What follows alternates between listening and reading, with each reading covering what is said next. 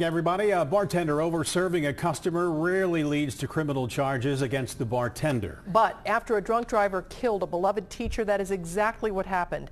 And tonight, that bartender and the bar are in trouble with the law. Local 12's Brad Underwood has been looking at the law and how this tragedy could have been avoided. Brad? Well, Cammie, according to Ohio law, it is illegal to sell alcohol to an intoxicated person.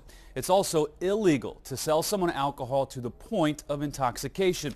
Now, according to the State Department of Public Health, Ethel's Tavern violated the law, resulting in the death of 51-year-old Frederick Carey.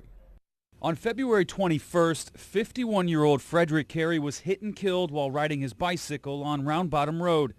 The next day, Todd Shaw was arrested for driving drunk and hitting and killing the newlywed teacher.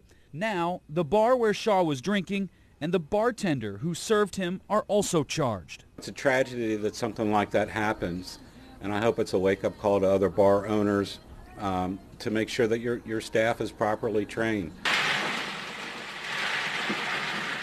In Northside, the Cincinnati Bartending School is teaching students how to make a drink.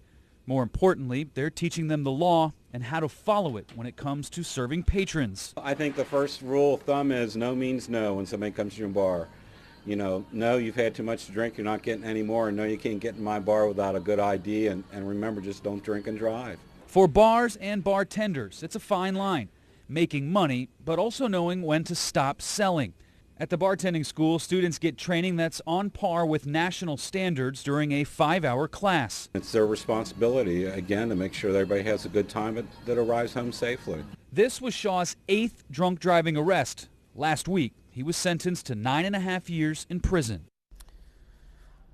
Now here in Ohio, selling alcohol to an intoxicated person is a minor offense. Typically, the offender can be fined up to $500 and spend 60 days in prison. Now, Cammie, to be honest with you, this is something we rarely see, but back in 2012, the state of Ohio made a renewed effort to start cracking down on these types of violations with the Traceback program.